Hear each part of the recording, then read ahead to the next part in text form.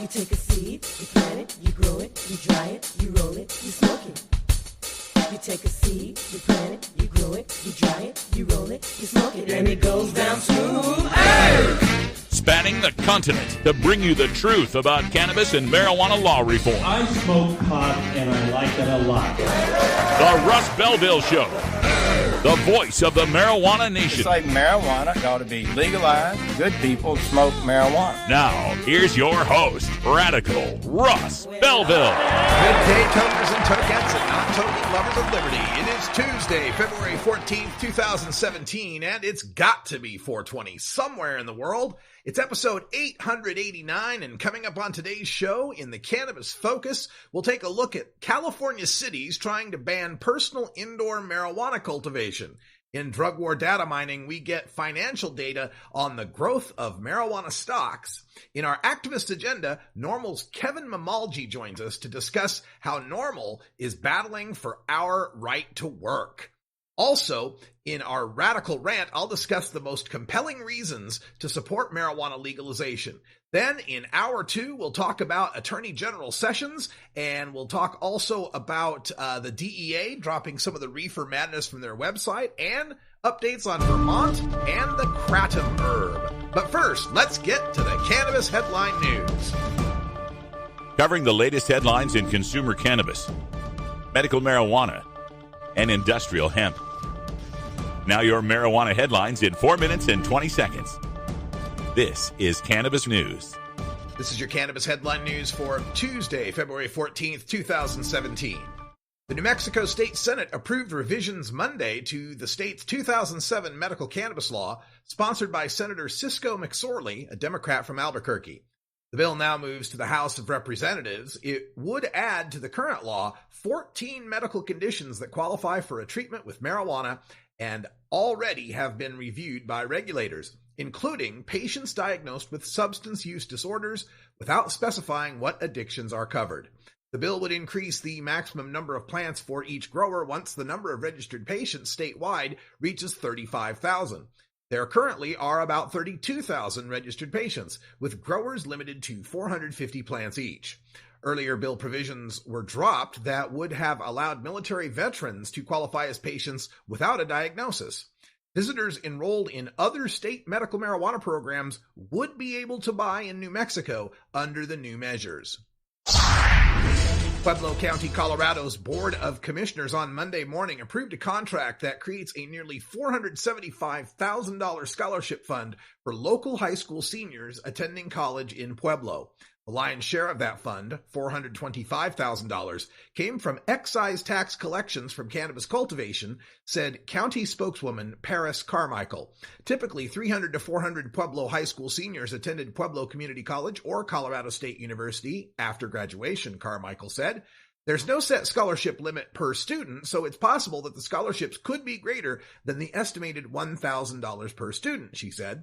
Last year, Pueblo County awarded 23 such scholarships totaling $50,000. To qualify for the cannabis-funded scholarship, the student must be a graduating high school senior in 2017, live in Pueblo County, and attend either Pueblo Community College or Colorado State University in the fall of 2017. More information on the applications, which are due April 30th, is available at phef.net.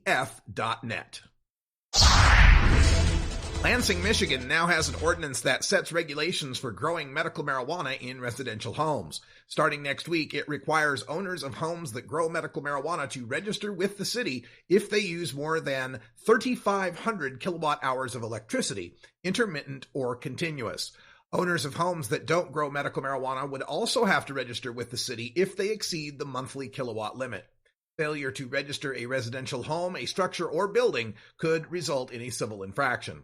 Residents who have homes that don't exceed the kilowatt hours limit will have to register if their operation emits gases, fumes, smoke, or odors outside of the building or structure and across the building or structure's property line.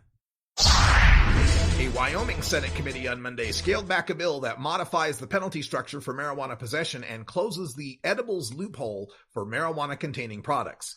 Under the proposed law as amended by the Senate committee, someone caught with 8 ounces of a marijuana-infused product would face a fine of up to $200 and or 20 days in jail for a first offense. The punishments increase to a felony on the 4th offense. Currently, possession of up to 3 ounces of marijuana or up to 0.3 of a gram of hash oil is a misdemeanor with a potential 1 year in prison. Merely being under the influence of marijuana in Wyoming can earn one a 6-month jail term. The edibles loophole refers to the fact that marijuana-infused products are not considered marijuana under the state law. The Wyoming House had included marijuana in the new penalty structure, but the Senate committee stripped that provision from the bill. A warning about a dangerous new drug in Lake County, Ohio, was a false alarm. Last week, the Paynesville Township Fire Department warned about 3 overdoses linked to, quote, marijuana laced with an unknown opiate, end quote, on their Facebook page. Quote, the victims are unaware they are using anything other than marijuana, they wrote, but are overdosing like they had used heroin or fentanyl, end quote. The post was shared thousands of times. Then, over the weekend, the fire department posted a correction. Quote, the people involved in these incidents later admitted to the use of other drugs, they wrote, adding that, quote, lab results found no evidence of laced marijuana. Unwittingly, the fire department revealed one of the main dangers when they admitted that, quote, sometimes people are not honest with us about what they have taken or used. This has been your Cannabis Headline News for Tuesday, February 14th, 2017. In the interest of fair and balanced journalism, the Russ Belville Show presents the anti-drug public service announcement of the day.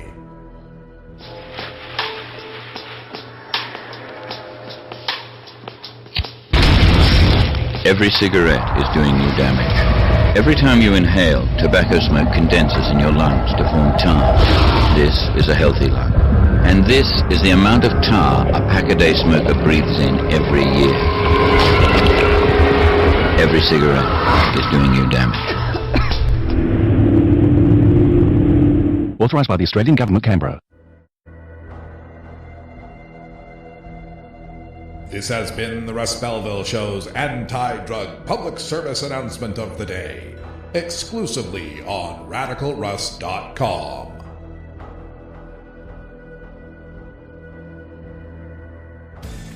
At Herbie's Cannabis Seeds, we pride ourselves on bringing you the best quality seeds from the world's most respected cannabis seed producers, all at the lowest online prices. You can find Herbie's Seeds at herbiesheadshop.com. All cannabis seeds are sold as souvenirs and as a means of preserving cannabis genetics. Herbie's Seeds in no way intends to condone, promote, or incite the use of illegal or controlled substances. We strongly urge all prospective customers to check their national laws prior to placing an order. Herbie's Seeds at herbiesheadshop.com. Proud sponsors of The Russ Belville Show and 420 Radio. The Russ Belville Show is blogging and podcasting daily at RadicalRuss.com. Warning. Hits taken on this show are larger than they appear. Do not try this at home. These people are professionals. Or at least they aim you to say that. Far out, man. I haven't seen a bong in years. A public service message from the Russ Belville Show.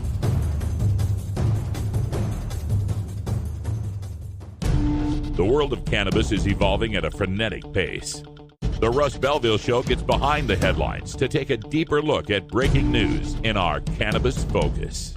Recently, some researchers looked at some of the most common reasons people give for supporting the legalization of marijuana or opposing the legalization of marijuana. They also reviewed some of the rhetoric they use to justify maintaining marijuana prohibition. The study was called Public Perceptions of Arguments Supporting and Opposing Recreational Marijuana Legalization. And in it, the authors discovered that the best messages for garnering support for marijuana legalization are economic. Almost 64% of the respondents felt messages about marijuana's ability to raise tax revenue for the state were the most compelling reasons to vote for legalization. The second highest rated argument for legalization, at 63% support, was the idea that marijuana legalization is going to help reduce prison overcrowding. That message, however, is matched in support for the highest rated reason to oppose marijuana legalization. And again, at 63%, the respondents felt that the fact that marijuana is still federally illegal was the best reason to maintain marijuana prohibition. Other messages didn't resonate as well with those surveyed. That legalization will fail to end the black market for marijuana was cited by 57% of respondents as a good reason to keep prohibition intact. Faring worst in convincing people to reject marijuana legalization were the arguments centered on promoting public health. Only 52% found the notion of legalization contributing to a rise in automobile crashes to be a good reason to vote no on legalization, while just under 50% believed that protecting the health of our youth was reason enough to keep arresting adults who smoke pot. There's a lot of good news in this survey. For me, finding out that it was 49.8% of the people that agreed with the "what about the children" message, that we need to keep marijuana illegal to protect the health of the kids. That's good news as far as I'm concerned, because our opponents beat that drum every chance they get, the "what about the children" message. It doesn't seem that it's their best message they've got. And the 52% that felt that legalization contributes to a rise in automobile crashes, that was a good reason to vote no, is also a pretty decent number considering how often our opponents use that. In fact, those two arguments, which I call WOTC, "what about the children," and SMOF, "stoned mayhem on the freeways," were the two least popular arguments to support marijuana prohibition. So I would expect our opponents, people like Kevin Sabet, to start hammering away at that federal illegality part that rated at 63%. However, I feel that the most compelling reason to legalize marijuana hasn't been mentioned yet, and if we fail to address that, the effectiveness of these other arguments is going to fade. When I see the people in the news raving about Colorado raking in $1.3 billion in marijuana sales and pulling in almost $200 million in taxes, well, it's no wonder that you get nearly 2/3 of these study respondents that are favoring revenue arguments for marijuana legalization. Sure, $200 million is a drop in the bucket when it comes to some of these state budgets, but it's $200 million more than we were making before. But those revenues are based on taxing ounces of marijuana that cost about $200. As marijuana's wholesale price begins to fall due to the increased production in the legal states, especially California when it comes online, there's not going to be as much tax revenue to be raised. It's going to get to a point where the price of marijuana falls so low that its taxation based on price barely covers the cost of its regulation. And the lower the wholesale price falls, the costs of security and testing and inspections and regulations and licensing and all that overhead becomes a bigger proportion of the overall price. Now, the states are going to struggle to maintain the price of marijuana. They want to keep that price artificially high enough for them to keep the revenue flowing. But the more they do that, the more the black market will succeed in undercutting those taxed and regulated prices. And the more the black market succeeds, the more that amplifies that second best reason for supporting the prohibition of marijuana, the one that got 57%, the idea that legalization won't end the black market. But to me, the most compelling reason to legalize marijuana is because its prohibition is just wrong. Period. No entity has the authority to tell me what I may or may not do with my own body and mind, so long as that activity hurts no others. Look, we don't base someone's right to get a tattoo or to get a piercing or to get a haircut based on whether taxing those professions makes the state some revenue. We don't stop people from exercising, meditating, or masturbating because those activities don't make any money for the government. There are no economic arguments involved because freedom is not determined by a cost-benefit analysis. It is our right to do with our bodies what we choose. It is our right to do with our minds what we choose. If we continue to hinge the marijuana legalization argument on the idea of raising tax revenue, it is eventually, this is a point of diminishing returns with that argument as the price of marijuana continues to drop and the tax revenue continues to drop. And when that happens, when we no longer make money on it, how are we going to continue to convince people, state after state, to embrace legalization? The second most potent argument, the one that got 63% for the support of marijuana legalization, was the argument that it would reduce prison overcrowding. This is an argument I'm worried about as well, because this argument can be shot down. We hear it from Kevin Sabet, Project Sam, all these opponents all the time, that there really aren't that many people in jail or prison for the possession of marijuana, or for what these marijuana laws will be making legal. Now, it's some sleight of hand. It's some shenanigans that they pull to get that sort of statistic. They'll say 0.1% of the federal prisoners or 0.3% of state and federal prisoners are there primarily for where their worst charge is marijuana possession. Now, keep in mind, we got 2.3 million incarcerated people in this country. 0.1% of that is still a lot of people. But where they're getting this 0.1 or this 0.3 or whatever tiny little number they bring up to you, the way they get that is through the caveat that marijuana possession was the most serious charge they're imprisoned for. What happens when people get busted for drugs, get busted for marijuana, is that prosecutors will stack on as many charges as they can, and the biggest charges they can, in the hopes they can use those as bargaining chips when it comes down to the plea bargain process.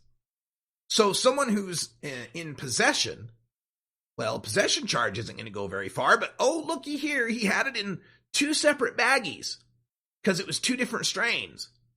But as far as we're concerned, that means he was divvying it up for sale.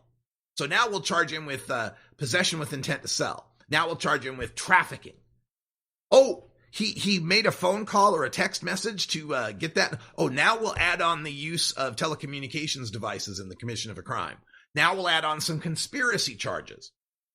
So what happens is a lot of times, for what is really just someone who's a recreational consumer trying to grow or buy some weed for themselves, they're not dealers, they're not kingpins, they're just somebody who wants to use for themselves. Those people get caught up in charges that were designed for kingpins, that were designed for people in the commercial illegal marijuana trade. And so the most serious charge they end up in prison for could be conspiracy, or could be a firearms or a weapons violation, when really it had to do with them just being a pot smoker. Those people don't show up in that 0.1 or 0.3% statistic that Kevin Sabet and the prohibitionists will throw out at you. And then there's also a whole bunch of people that go to jail for marijuana that had other things going on. Like, for example, someone who's on probation goes back to jail when they fail the P test for smoking pot. But they don't get categorized in the jail as going to jail for failing the P test for smoking pot. They go there categorized under what their original crime was that they were under probation on. So whether it be a robbery or an assault or whatever it might have been. Though really they're back in jail because they smoke pot. They don't show up in that 0.1% or 0.3% statistic. But that takes a while to explain. And that takes some nuance to get through to people. Where it's a lot simpler for Kevin Sabet and those types to be able to say, they're making a mountain out of a molehill. People don't really go to jail for marijuana. And that argument becomes much more potent in states that have passed decriminalization, where it is just a ticket and nobody's getting arrested. Or in places where Kevin Sabet and his allies can propose some sort of decriminalization that might have a mandatory rehab aspect to it to help out all Kevin Sabet supporters there in Project Sam. So when it comes to the arguments for marijuana legalization, it's great that we can make some headway with marijuana is safer than alcohol. Marijuana raises tax revenue. drug dealers don't check ID, and so forth. These are great arguments, and I'm not saying not to use them. I'm just saying at the core, we must never lose track of the point that this is about our rights. Hey, you in my class? I am today. All right, that sound means that it is 4:20 in the Mountain Time Zone. Speaking of the Mountain Time Zone, our guest today is Kevin Malgi from Denver, Colorado. He's National Outreach Coordinator for National Marble. We're going to talk about our right to work and not be subject to drug tests in the legal states. Stick around. We're back right after this.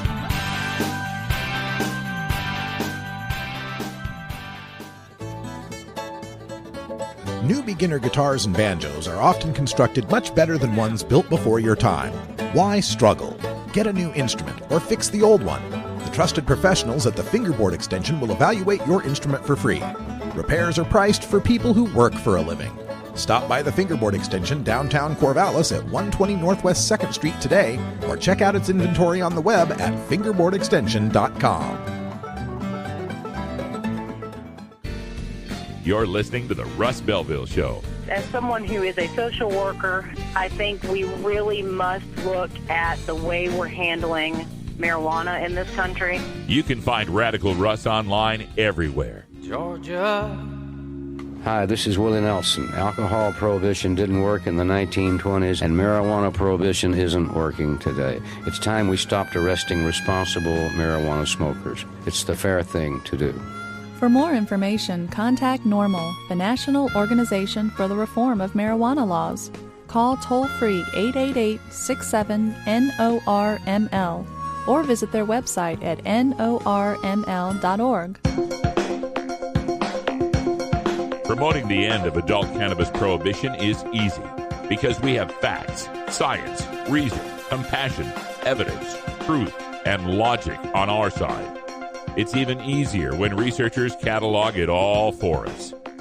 Learn how to gather the facts on marijuana use, arrests, seizures, rehabs, drug tests, and more on this edition of Drug War Data Mining. Before we get to the data mines, my apologies to the folks watching out there on YouTube. I just did in the last segment what was supposed to be the Radical Rant. And so you're probably looking over there at the graphics going, what's he talking about? That has nothing to do with that. So, all right. So we're going to do a switch on the fly here. I'll take care of the focus segment where the rant is. And oh my goodness, so much new stuff to press. Anyway, let's get to the drug war data mines because we got this story coming out of Entrepreneur Magazine about how the cannabis stock index grew by 236% in 2016. And it points out how even though marijuana is illegal, and we got this new Trump administration, how the desire to invest in the green rush does not seem to be slowing down. They point out, again, 236% growth in 2016, compared somewhat to when we had that tech boom in the late 1990s, the dot-com boom, where stocks were growing that quickly. The company that has this cannabis stock index is called Viridian, and Viridian is Viridian Capital Advisors is their full name. They're financial and consulting services, and they've developed this cannabis stock index. It's got 50 publicly traded legal marijuana companies. Now, the companies are mostly tracked on what's called the OTC, the pink sheets, the over-the-counter stock exchanges, rather than the New York Stock Exchange or NASDAQ.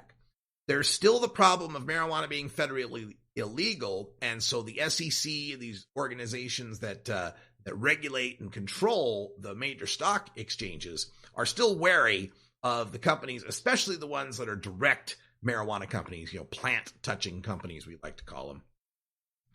So most of this is from OTC stocks. There is one company traded over the New York Stock Exchange. That's Innovative Industrial Properties. They opened at $19.75 a share, but their stock is down recently. I just checked it this morning. It's down to $17.78 a share. But regardless, the stock index for the cannabis stocks growing by 236% is pretty remarkable when you consider that the S&P 500, a benchmark of industrial stocks, gained just under 10% in 2016. So things, like Apple and Google and Microsoft and McDonald's and so forth, major corporations, those kind of indexes aren't growing anywhere near the level that the cannabis index is growing, 236%.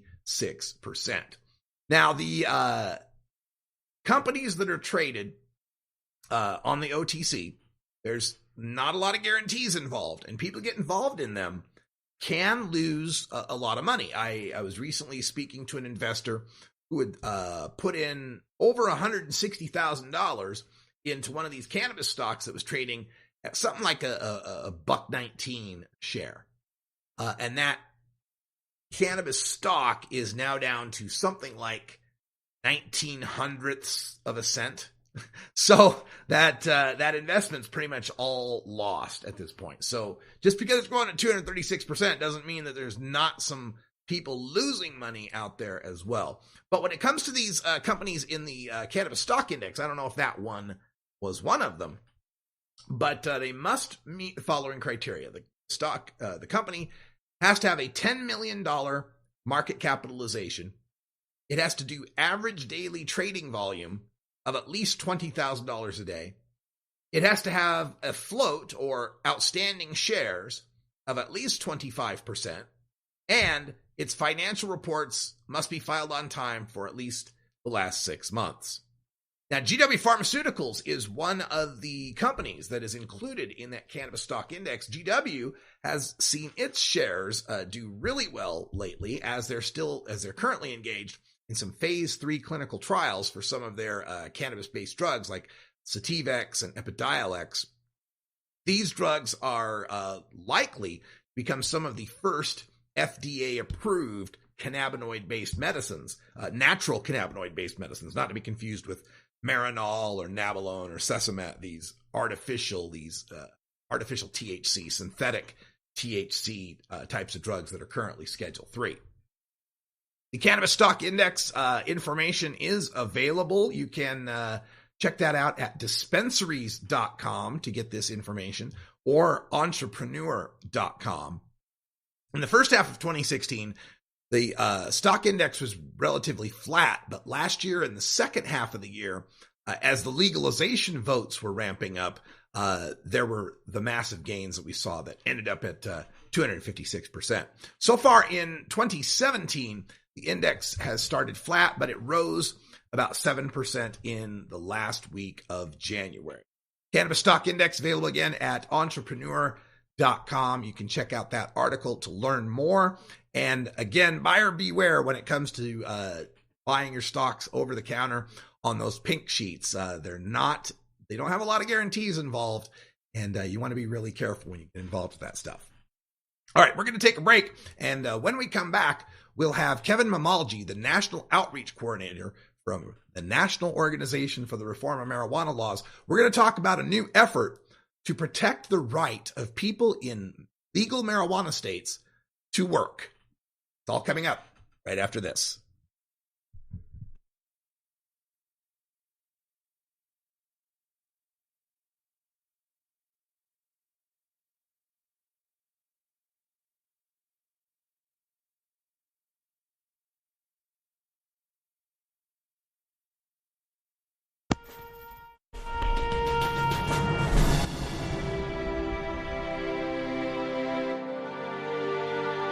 This is the Russ Belville Show on CannabisRadio.com.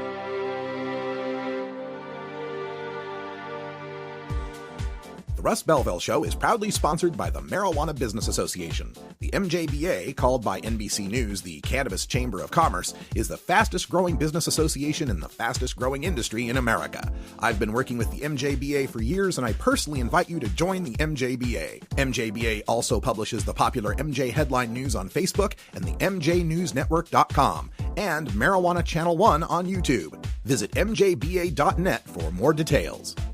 You're not high. You're listening to the Russ Belville Show. I think it would be a mistake to legalize. Okay, well, maybe you're high, too.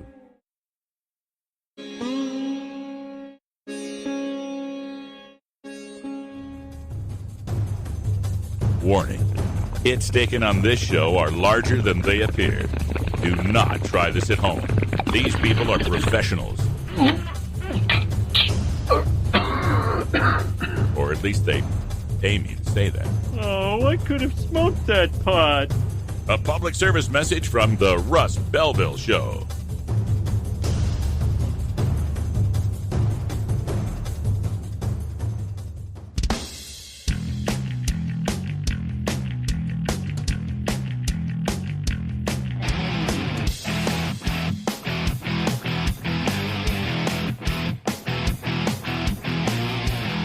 Activism begins with ACT. The Russ Belville Show features the stories of hardworking grassroots activists working for an end to prohibition in today's activist agenda. All right, welcome back, everybody. Today in the activist agenda, we are joined by Kevin Mamalji. He is the National Outreach Coordinator for NORML, the national organization for the reform of marijuana laws. And I'm just trying to get the mic up so he can hear me. Okay, let's see. So many settings. Let's see. Can you hear me okay now? Kevin, you out there? Hello, Kevin. Can you hear me okay? Okay, still having some difficulty. There we go. Let's see if we got you. Are you there now, Kevin? Yeah, I can hear you, Russ. All right. So many mute buttons and things I had to get to, but we've got you on the line. Glad to have you here. Thanks for joining us. You're in Denver, I presume? Yes, sir. Okay, fantastic. Now, the reason we got you on the show today is to discuss a new missive that I received from National NORML discussing a effort to fight for our right to work, to not be discriminated against just because we're cannabis consumers in these legal states. Give our listeners a little taste of what's going on here. So, as you know, we've seen some progress with legalization across the country. Couple that with the 29 states that have a medical program. This issue kind of came up organically, to be honest with you. Several of our chapters operating in states like Colorado, California, Oregon, Washington, they all started to get emails and comments on social media asking about what we could do to help protect them against the discriminatory practice of drug testing. And so from that, each of our chapters started to tackle this issue, doing research on it, and trying to put together a white paper, I guess, was the ultimate goal of each. But once we caught wind, we being national, once we caught wind of each chapter's efforts, we decided to bring everyone together under the one umbrella and form a coalition to take this issue on. Because as you know, I mean, this is probably, I would say, one of the biggest issues facing marijuana consumers in post-legalization states. I mean, we're making a product readily available and legal, but yet we can't consume it because we could risk losing our job. So it's an important issue, and I'm excited about the coalition that we've put together so far. Yes. In fact, today in Salem, there is some discussion happening in the State House about a bill proposed by Portland NORML to add on to our states. Our state has a law that says you can't fire or discriminate against people because of their smoking of tobacco, and they're trying to tack marijuana onto that, smoking or vaporization of cannabis onto that law. I understand Colorado's got the lawful off-duty activities statute, but that was kind of shot down when it came to medical marijuana. What are some of the tactics being used in these legal states other than what I just described in Oregon? In regards to reform, is that in reform? Yeah, how we're going to protect people's right to use cannabis and not get fired. I mean, honestly, a P test. Sure. A lot of it's education. I mean, a lot of people, the whole reason that this drug testing culture exists in America today is because it was a misinformation campaign pushed by those that, you know, were seeking to benefit financially from selling drug testing kits and things of that nature. And so I think really educating companies that simply just because someone has, you know, they tested dirty, as it's often referred to, their urinalysis they detect marijuana in a urinalysis, it doesn't mean that they're impaired. And I think once companies start to realize that the argument that these drug tests are needed to make sure that we're providing a safe, drug-free workspace, I mean, it's not really owning up to that. Simply, again, just because we're not talking about impairment, we're talking about trace metabolites, and that's where a big part of this coalition is going to spend its time is educating lawmakers about this with the hopes of drafting legislation. Of course, in addition to what the bill there in Oregon, I believe it's Senate Bill 301. There's an effort in Washington, House Bill 1094, which is similar to, it sounds like they're similar. I mean, and the goal is to end the discrimination that we have to deal with as marijuana consumers. So education is going to be the key, but hopefully the end result will net some legislative efforts in some of these other states like Colorado. Hopefully next legislative session we'll see a sponsor of legislation similar to what you guys have there in Oregon. But yeah. So the coalition then would include normal chapters in Washington, Oregon, California, Colorado, any others? Correct. And we're also, well, no, it's just right now, I'm sorry, it's Oregon, Washington, California, and I believe that's it. Yeah. Colorado's not involved at this point? I'm sorry, Colorado as well. So we're still waiting for, say, Massachusetts to get on board with mass and normal. Okay. Yeah, absolutely. And I mean, it's interesting when you start looking at this issue. There's been some pretty progressive efforts by municipalities. For example, the city of Boulder in 1989 passed a local ordinance banning random drug testing by private employers in the city.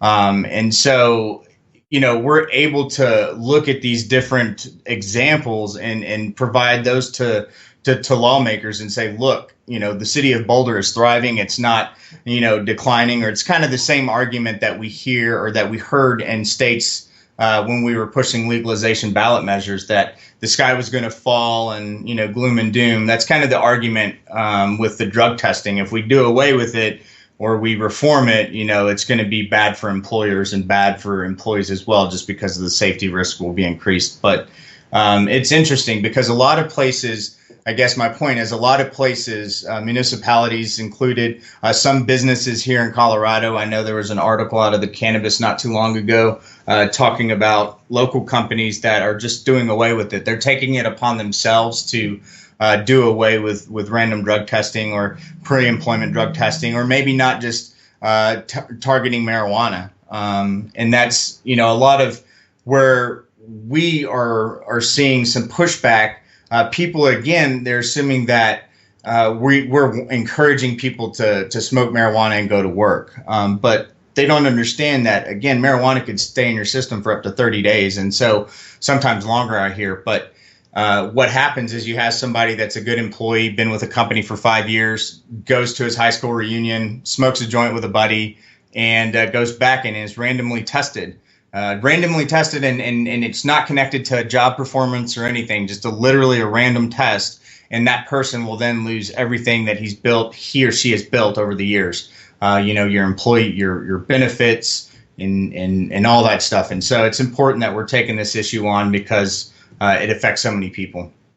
The excuses that we hear from employers regarding the need for maintaining this drug testing often revert back to the federal government. They'll say the Drug-Free Workplace Act or their Department of Transportation, or sometimes they'll even claim there's an insurance reason, like they get a bonus on their insurance benefits or whatever.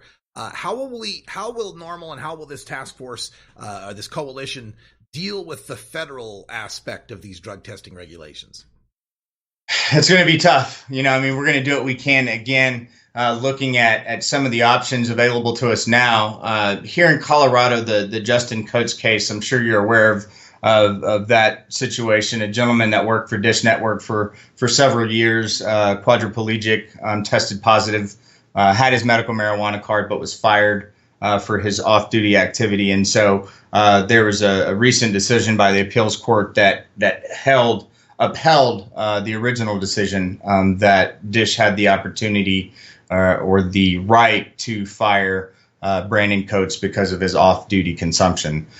So that, it definitely throws a wrench into the situation. And I think the federal issue is definitely going to be one that will be there for years to come. And that's why, I mentioned the ordinance that the city of Boulder enacted, because there's opportunities for us to do stuff in some of our major cities. And even, there in Washington and Oregon and California included, tackling this issue on the local level. But then if we go back to educating employers, right, we went through and we're building a non-marijuana coalition, essentially a group of companies that have done away with random drug testing or have modified workplace drug screening because of legalization laws in their states. And so that's really going to be helpful for us, because it's not going to be just a one-sided argument saying, we as consumers, we're going to have a broad coalition of companies that are saying, look, we have, we did away with our policy when marijuana was legalized in 2012, and we've seen an uptick in output from our employees. Being able to cite positive, real life, examples, I think is really going to help us overall.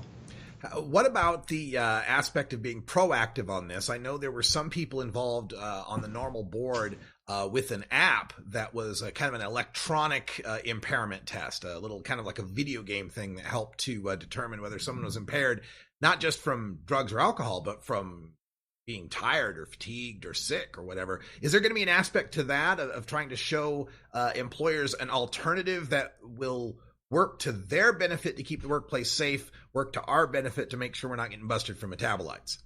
Right. I think so. I'm familiar with I believe there's an app that you could download on your phone, right? Is that correct? Canary, I think, was what it was called. Right. But yeah, I think, the end goal, and I think, everybody, consumers and employers would benefit and desire the ability to detect impairment. And so I think those conversations will be encouraged.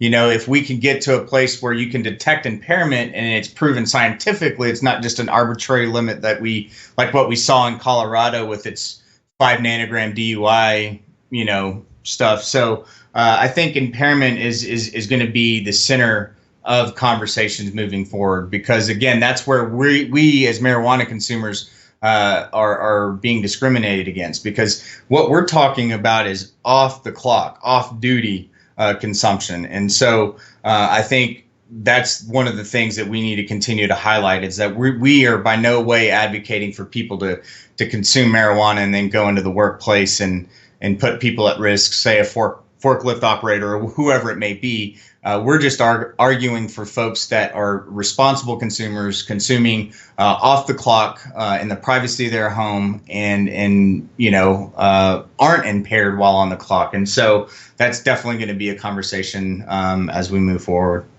So we've got this coalition working together in Washington, Oregon, California, the West Coast states, plus Colorado. So far dealing with this on the western side. You can find all of those NORML chapters out at the NORML website at norml.org. And as we move forward with this, are there ways that people can donate to this? I imagine there might be some expenses necessary in putting this together. Absolutely. They could visit norml.org. We have our donate button. It's pretty prominently displayed. We will be doing some fundraising efforts specific for this coalition's work, but we have yet to unveil what that's going to be. Of course, we just kind of officially launched today. It's been a loose-knit coalition up till just a few weeks ago, and then we just started formalizing everything. So I'm sure in the coming weeks you'll see more through our social media and on our website. Again, specific to these efforts, so that people know when they're donating that their money's going to go to fight to end workplace discrimination for marijuana consumers. You mentioned the aspect of educating employers and I imagine educating the general public as well. Do you have some resources? Because some of the attacks get to be, pot smokers cause lack of productivity in the workplace, or more absenteeism, or more use of health insurance, or accidents, or whatever. Do you have some resources people can get from NORML to help make the case? Absolutely. And to be honest with you, we're putting together, the coalition is putting together a pretty comprehensive white paper that will have, it's going to be a one-stop shop for employers to take a look at, and for activists to use to dispute these arguments that it's going to impair or it's going to slow workplace production, things of that nature. And so, I mean, it's interesting. Again, when we started doing research just a few weeks ago, when I asked each of our chapters to start dumping, just provide me with all the links and information that they had dug up on this topic. The Google document that I started with, it ended up being 18 pages long of different links and different studies and different ordinances and all kinds of great information that's really going to help us, again, because these are real world examples that we'll be able to present. And so we expect to have that document prepared and released within the next week. It's just been such a task with all the amount of information that's out there. So we're just trying to distill it down so that it's digestible. But we will have that available on our website here soon.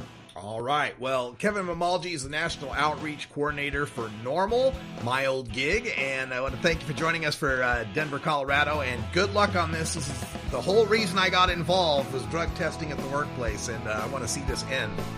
Awesome, man. Well, hey, thank you so much. Thank you for all that you do, and I appreciate you inviting me on the show today, Russ. You betcha. All right, stay tuned, folks, and when we come back, we'll have time for a Radical Rant. We're taking a look at all the California cities and their little poll tax tactics to try to stop indoor home cultivation.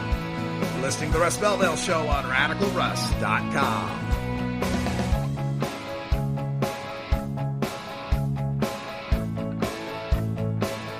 This is the Russ Belville Show on CannabisRadio.com.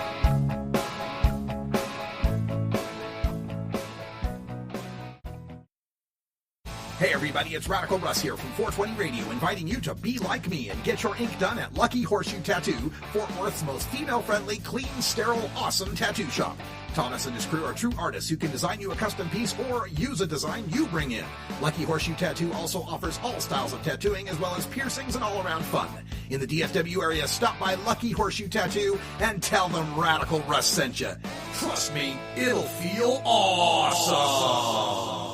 You're not high. You're listening to the Russ Belville Show. We can do a lot of privatizations and private prisons. It seems to work a lot better. Okay, maybe you're high, too.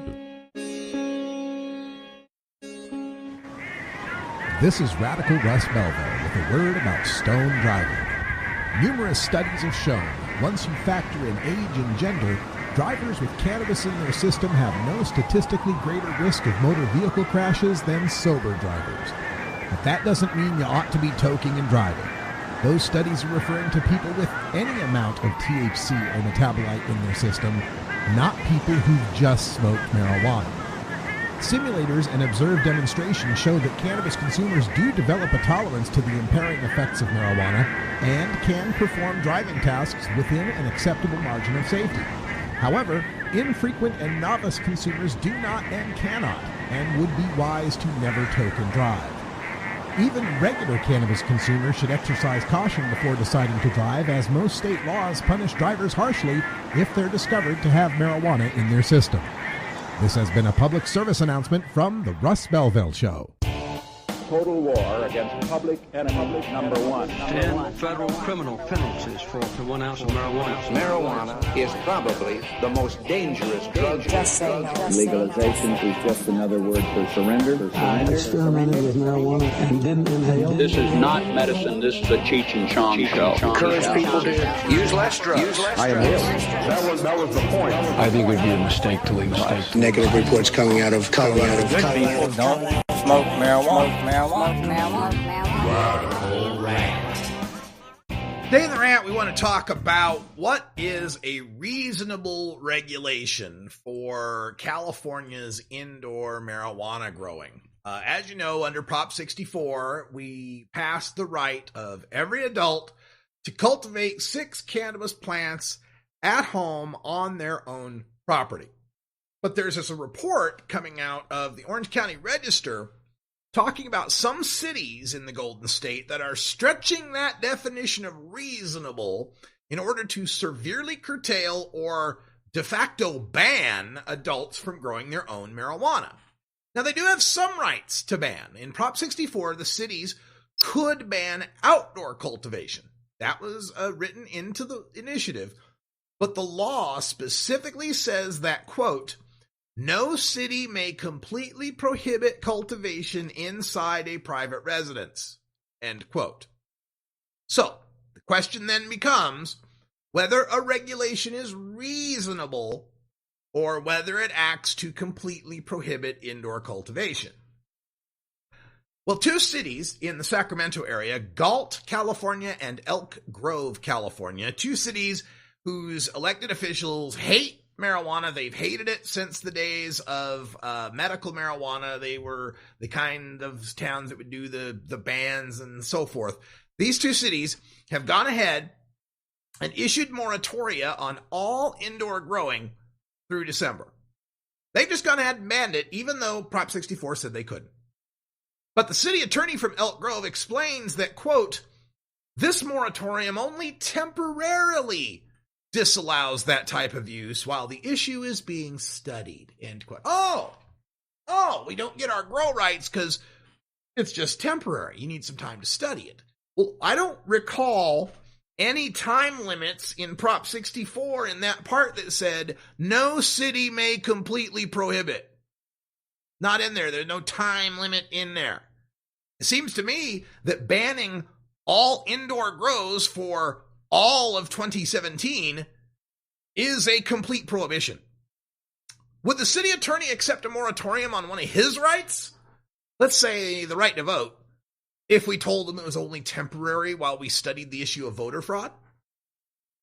And other cities in California have decided that anybody who wants to grow cannabis in their own home should have to fork over money for a permit to do so. A permit for your rights. Indian Wells has set their permit fee at $141. Fontana wants you to come up with $411 to exercise your California home grow rights. And Fillmore counselors initially suggested a fee of $737. Now, you know what that reminds me of? You know, when people get these newfound rights and then the elected officials try to find a sneaky way to take it away from them through fees and permits.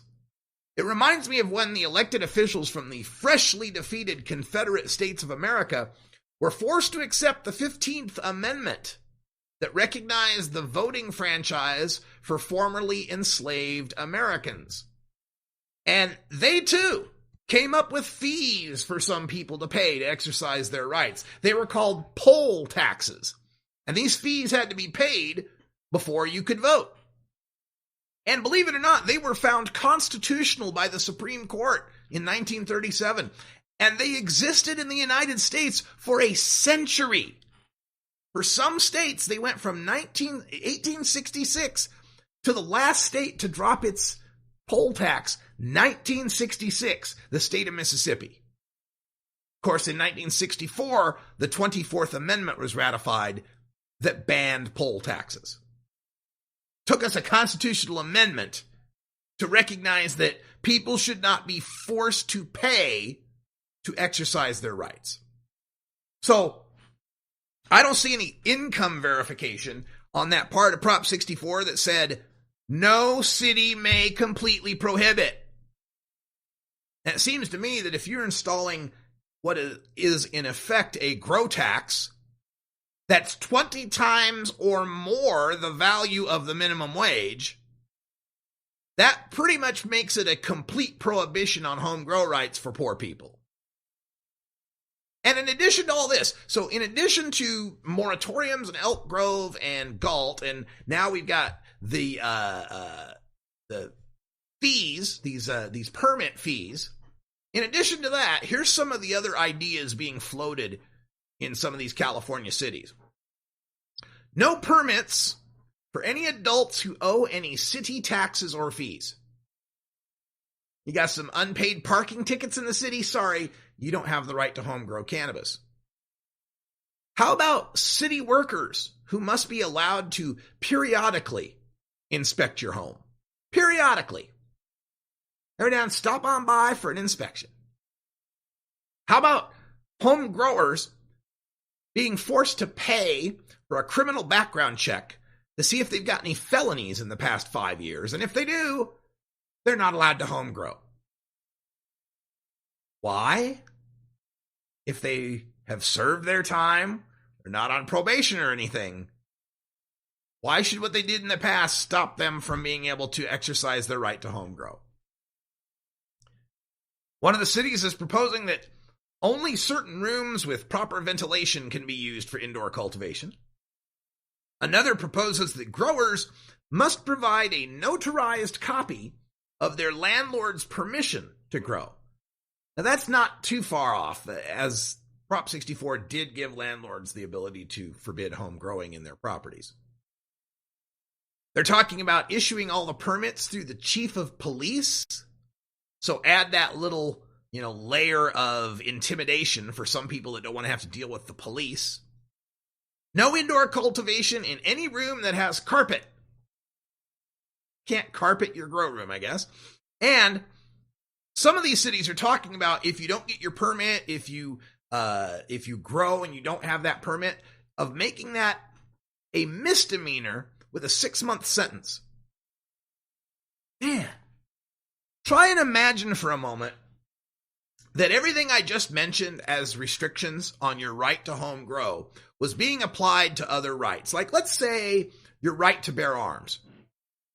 Suppose we turned to the California voters and said you can't get a concealed handgun permit if you owe some past parking tickets. And city inspectors are going to have to periodically inspect your home to make sure that you have rooms with proper gun safes and a notarized permission slip from your landlord for you to be able to keep and bear arms. Or, I don't know, let's suppose we applied some of that list to your freedom of religion. Nope, sorry, you can't start your own congregation. You can't start your own church until you pay for a background check, and any felony in the past 5 years means you can't be a pastor. You can't form a religion if you've had a felony in the past 5 years. And you've got to get a permit for your church from the chief of police, and your church can't be carpeted. Now, look, I know these aren't perfect analogies. I'll grant that, because cities do have some reasonable concern that indoor marijuana cultivation is being carried out in a safe manner.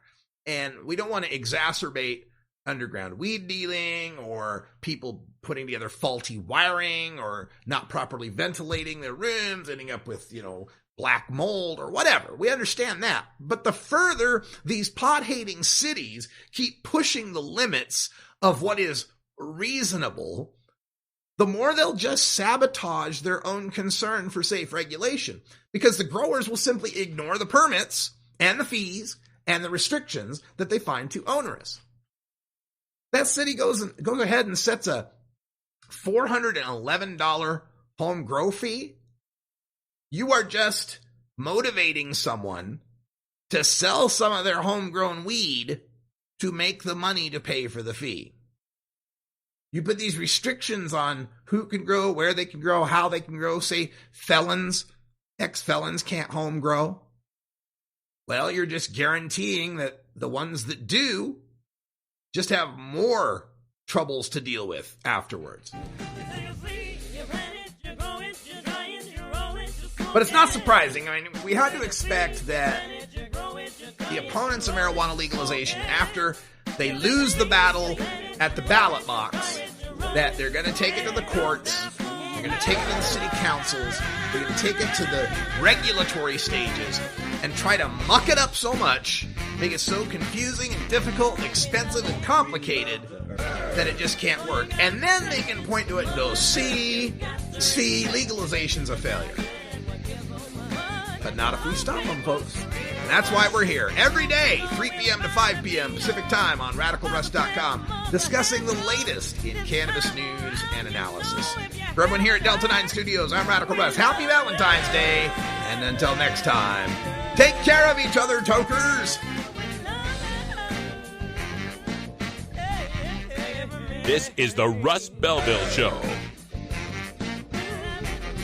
The Russ Belville Show is blogging and podcasting daily at RadicalRuss.com. You take a seed, you plant it, you grow it, you dry it, you roll it, you smoke it. You take a seed, you plant